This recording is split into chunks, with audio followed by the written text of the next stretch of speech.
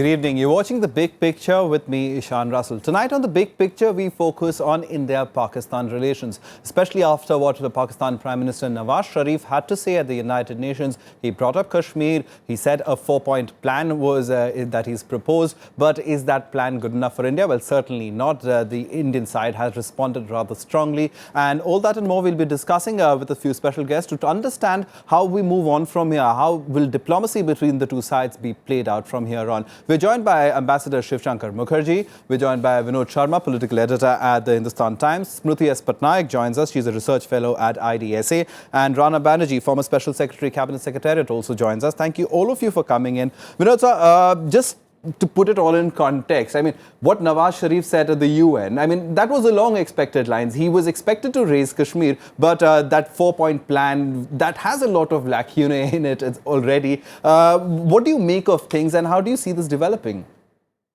You know, having interacted with him on quite a few occasions, my first impression about his speech, I've gone through the written text, I've watched him speak. I feel that much of what he said was against his natural impulse as an elected leader.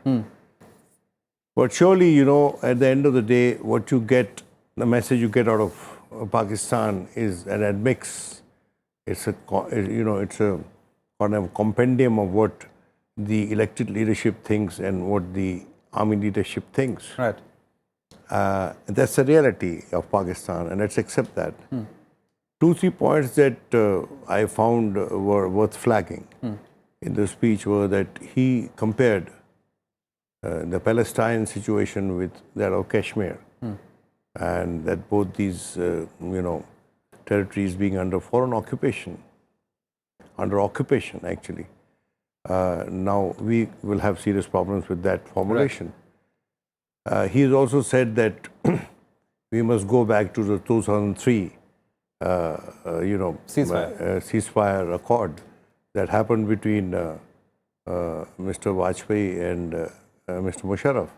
Now here he's taken a leaf out of the Musharraf doctrine. And Musharraf doctrine was significantly acceptable to us. Right. Because during that time, I had gathered from people in the know of things who were privy to what was happening, that much of Musharraf was saying by way of the out-of-the-box thinking was actually the Indian point of view, and India allowed Musharraf to take credit for that. Right. And the essence of which was that from new borders paradigm, you move to the no borders paradigm, which is that you have borders which are easy for the Kashmiri people to move across and do their things. And it was also driven by the thought that perhaps Kashmir cannot be resolved via a treaty or an accord. Right. It can be resolved by giving the people of Kashmir a way of life. Right. And that will save a lot of national prestige for both India and Pakistan. Now that's past. The present, I don't think is all that encouraging. All right. For the simple reason that we have a position, the current government has a position, and Nawaz Sharif's position has evolved, or it has gotten... there's a certain hardening of stance. And Ambassador Mukherjee, I want to get to you in. As far as that is concerned, I mean, we'll talk about the Indian response as well. And there was quite a strong response saying that Pakistan is the prime sponsor of terror across the world. It's the hub of terror. So the Indian response strong enough. But in terms of the hardening of the stance, do you see both sides getting to a point where conversation is just not possible? Look, I think you're, if you'll forgive me, overplaying the impact or the importance of Nawaz Sharif's latest speech at the UN. This is a ritual gone through by the Pakistani leadership, including Nawaz Sharif himself, every single year. The points may differ a little, but they basically have the same paradigm, which is that India is a very nasty country that is doing nasty things in Kashmir, and the world should wake up to it. And there's always a thread saying that it is one of the greatest failures of the UN. You hark back to the UN resolution. And then you make a few specific points. The few specific points this year need no further discussion because we have made it absolute. You know, whether he talks about demilitarizing, reaching some kind of agreement on Siachen, the highest battlefield in the world, or demilitarizing Kashmir or whatever, these have been made before. These are quite predictable. These have also no basis, in fact, at all, because we've made it very clear that as things stand now, our spokesman has already, in a very crisp fashion, answered all 4 points on his Twitter briefing of the journalists. The central point of which was the main thing is not demilitarization, is de-terrorizing Pakistan. So at the present moment, Vinod is absolutely right. I mean, we can go gaga over, debating, creating a psychological profile of Nawaz Sharif and why this now and why that later. The fact is, he hasn't called the shots. He's saying what he's being told to say, or what he knows and his foreign office knows he should say. But having a psychological profile of the Pakistani Prime Minister points you in the wrong direction.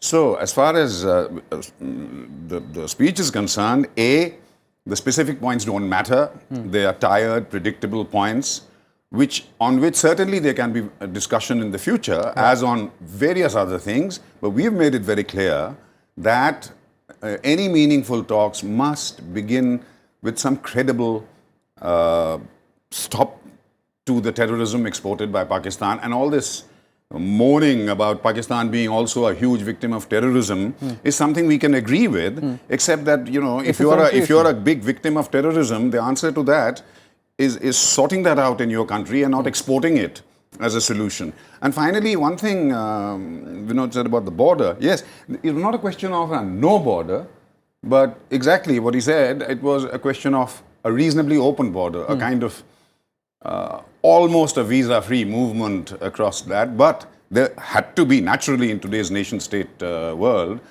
a well-defined border, but a reasonably open one. But that, again, is now not ancient history, but recent history, because Pakistan, through its devotion to exporting terror to India, has changed the whole atmosphere under which talks can go forward. All right. So we really have to wait for I don't think there's any reluctance on the Indian side in the present government to prove that it is a very strong government and therefore it will get tough on Pakistan. I think we are driven genuinely by a feeling that there is really no change in the army dictatorship in Pakistan. All right, so the army is still calling it exactly. And using there must be terrorism as a statecraft is what was also said. And that unless all that changes, at least credibly, there's very little point in carrying this empty, dialogue forward. Yeah, Smruti, many are dismissing it as rhetoric and saying that the Pakistani Prime Minister speaking at the UN was still catering to a domestic constituency, and the fact that he equated Kashmir with Palestine, he said all Muslims must unite who are under occupation. What do you make of such statements? I think when you speak of, addressing the domestic constituency, I certainly agree with you, because there is a domestic constituency which has actually compelled Pakistan, or maybe other way around, it is the Pakistan military which compels, a kind of mentioning of Kashmir in each of the bilateral talks. So therefore, I think it is very, very significant that the domestic constituency has to be catered to.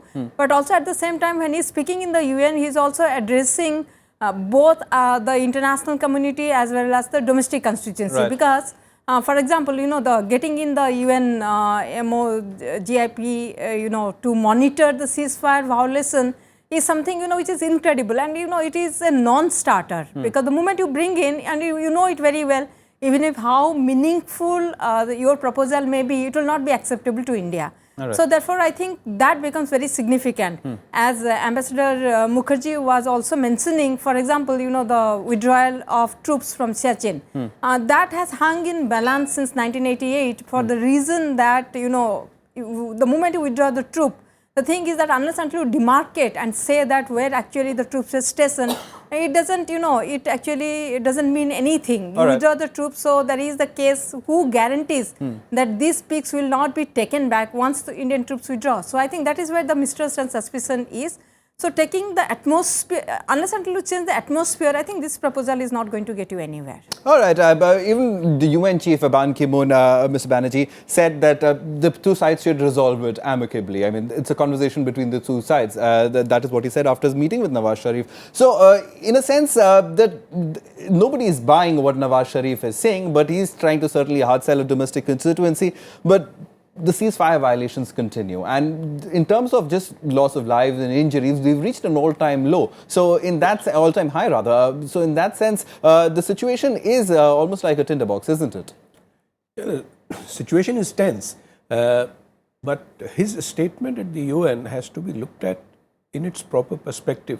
It was an effort, particularly after the UFA meetings and the acrimonious build-up to the cancellation of the talks between the two national security advisors. Nawaz Sharif had to play to his domestic constituency, appear firm enough, yet appear reasonable and avoid international pressure or isolation. So, although there is nothing new, as Ambassador Mukherjee rightly pointed out, in all the various points made on Kashmir and comparison between Kashmir and Palestine, all these things have been done in the past. Every year it happens and rebuttals are there from our side. This time it's a very strong rebuttal from our side, particularly because there is no change in the atmosphere of denial that Pakistan lives in as regards terrorism. Also, a lot of dual talk as far as Pakistan is concerned on terror. I want to get an Ambassador Mukherjee also on this because, as you were pointing out, it's a fallout of what happened perhaps in UFA, where Pakistan had agreed to not discuss Kashmir on the discussion table with India. And that, I think, did not go down well domestically, and therefore Nawaz Sharif had to do this. Well, let's not get too carried away with this business of Pakistan not having agreed to discuss Kashmir. If they had come here on the basis of the UFA agreement and decided to invoke Kashmir across the table, you couldn't have gagged them. Right. So the fact that when Nawaz Sharif returned, he was slapped on the hands and told, even before Nawaz Sharif returned to Pakistan, Sartaj Aziz had issued a statement saying that unless there is Kashmir and water to be discussed, we are not going. I mean, they, for whatever reason they existed in Pakistan, they were not going to come here. They were looking for a reason to wriggle out of UFA. Now, I agree with Mr. Banerjee that, and every panelist here, frankly, that, look, these speeches at the UN, these rituals, please understand, which I'm offering as a fact, not an opinion, is that they are not really getting to an international audience. They may want to. Even our Prime Minister's speech, and I can assure you our Foreign Minister's speech, will play only in India and Pakistan, nowhere else, not in the international community. These speeches eventually are meant almost purely for the domestic constituency of both leaders. All right.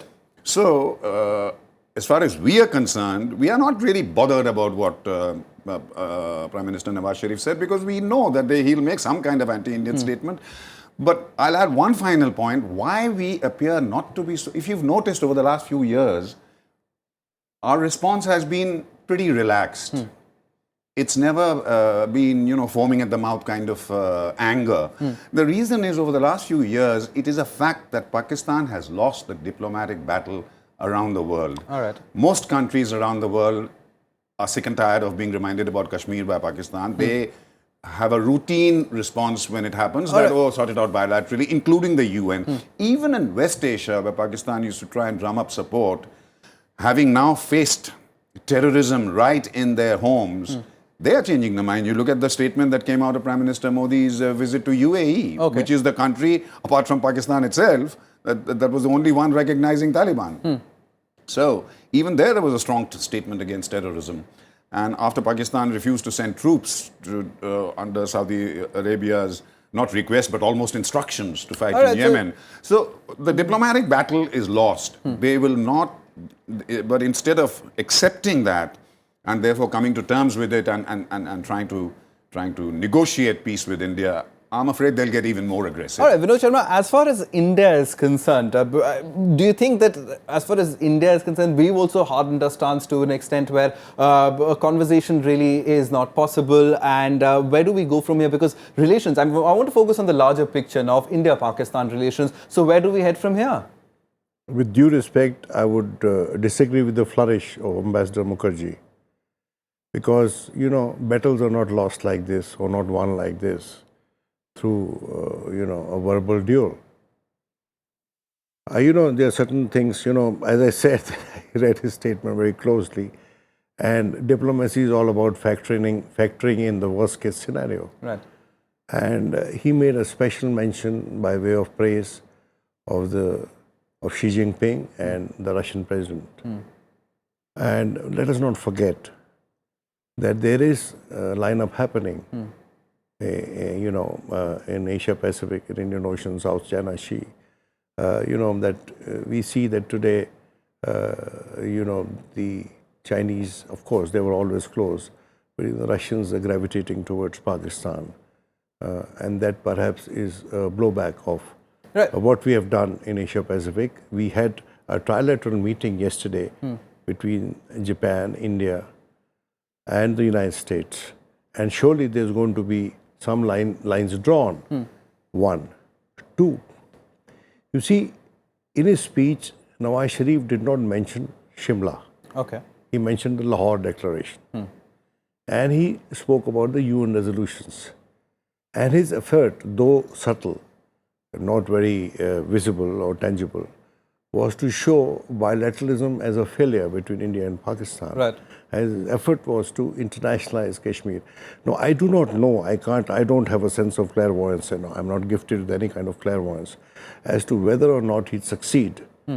But surely, when India formulates its policy or its responses, it'll have to factor all that in order to be able to show itself as legitimate in the position that is taken. All right. He also spoke about the Kashmiris as stakeholders in the dialogue process between India and Pakistan. That was another high point of his speech. Now, I'm not for a moment suggesting that whatever Mr. Nawaz Sharif says, it tells the international community will be acceptable to the international community. All right. But there are forces that are, locked in a tussle with each other internationally. Okay. And there we'll have to be doubly cautious. I'd only say that let's not reach to or jump to any early conclusions. Let's see how things play out. All right. That's the most important thing. And diplomacy is a game of patience. Nobody knows it better than Ambassador Mukherjee. All right, Rana Banerji, I want to get you in before Ambassador Mukherjee responds to Vinod's comments. But, just taking off from what Vinod Sharma was saying about the fact that India and the diplomatic battle, and what Ambassador Mukherjee was also saying about the diplomatic battle being won. Now, India's diplomacy, from a complete layman's perspective... Nationalization which Pakistan wants, it no longer washes. All right, and that has also been prompted by the fact that India has been willing to come to the table and talk. India has always been saying that dialogue is the way forward. But we've seen a hardening of stance on the Indian side, and we saw a foreign ministry statement that is very hard. In recent times, it has not been that harsh. So do you think that getting to the talking table now could be very difficult, and the international community, while it might have disregarded Pakistan previously, could perhaps be a little swayed that both these countries are not really talking to each other, so somebody might have to intervene? You see, Vinod's point was that in our right to respond, we must indicate flexibility about bilateral diplomacy and our readiness to engage with Pakistan. Between now and the SAARC summit in Islamabad, to which Prime Minister Modi is committed to go, we must arrive at some sort of a via media to have preparatory talks at least on what will be the bilateral agenda, which may be there when the SAARC heads of government meet. So, the perception today in Pakistan is that, yes, there is definitely a hardening, and as long as the Modi government is there, they do not believe that there will be any progress. So, they might go back to their, traditional responses whenever this type of impasse has been faced. They would activate their non-state actors to, respond in some devious ways. And already there are a large number of intelligence input from what we see in the media about the possibility of the Lashkar or some other modules being revived to hit us in unexpected ways. So, on the one side, there will be this problem. On the other side, we will have to think of ingenious ways to engage so that at least there is some sort of a defreezing. All right, is the defreezing a priority for the government? Because, we can't do anything with Nawaz Sharif, but we can certainly talk about our government here. Smruti, your comments on that? I frankly speaking, I don't believe that defreezing actually is a issue or is an option, because somewhere there is this necessity of engaging Pakistan. That is number one.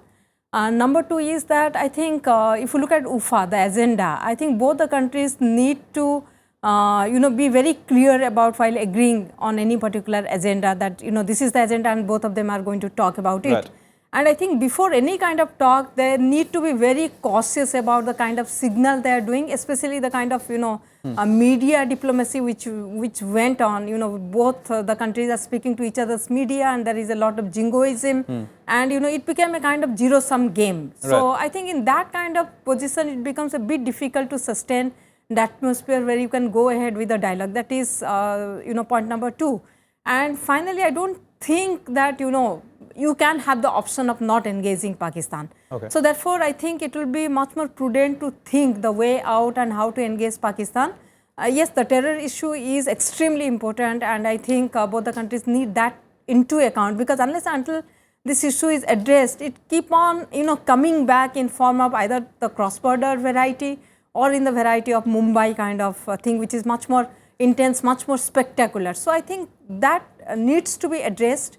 And the two countries need, they have no option but to talk to each other. So if not now, definitely sometime in the future, they need to, work Engage out how with they're each going other. to talk. Yes. Ambassador Mukherjee, engagement at this juncture seems a long distance away in terms of getting to the talking table, but you've handled diplomacy for India. So how strong a response do we expect from the External Affairs Minister who's expected to speak at the UN? And also your comments on another point that Vinod Sharma had raised about the changing geopolitical scenario, the realignment, India going with the United States, Russia and Pakistan at the talking table. Well, you mentioned the word diplomacy and so did Vinod, so let me answer that. There is one fundamental definition of diplomacy which is accepted everywhere, apart from lots and lots of other definitions, which is that diplomacy is the pursuit of national interest in our interaction with the world. That is the fundamental. And my remarks, that's a response to what Vinod said,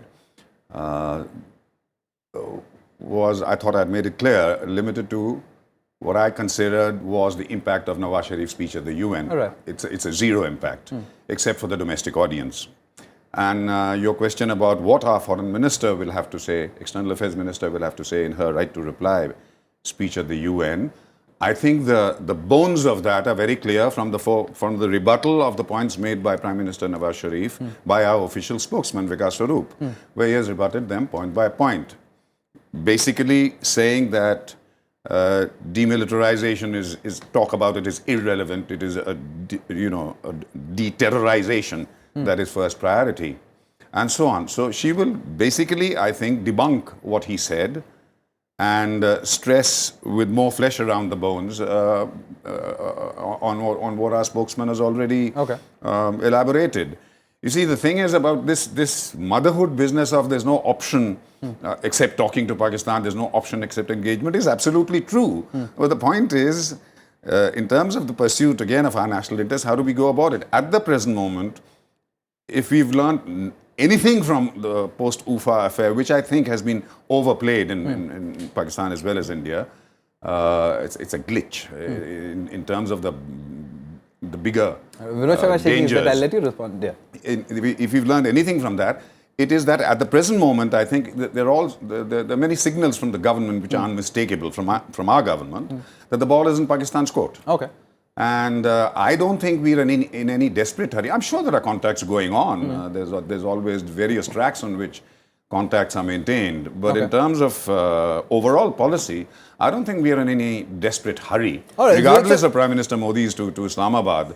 So we're not in a hurry to engage Pakistan. And things like, the new father figure for Pakistan is China. Okay. And of course we have to factor these things in. They pose, I would say China and China-Pakistan pose our number one foreign policy challenge, but we'll have to see how it plays out. All right, Mr. Banerjee, as far as what Ambassador Mukherjee was saying, that right now engagement with Pakistan is not a possibility, but where do we go from here? Closing comments, I'll let you all respond to that. Of where do you think it's heading from here now?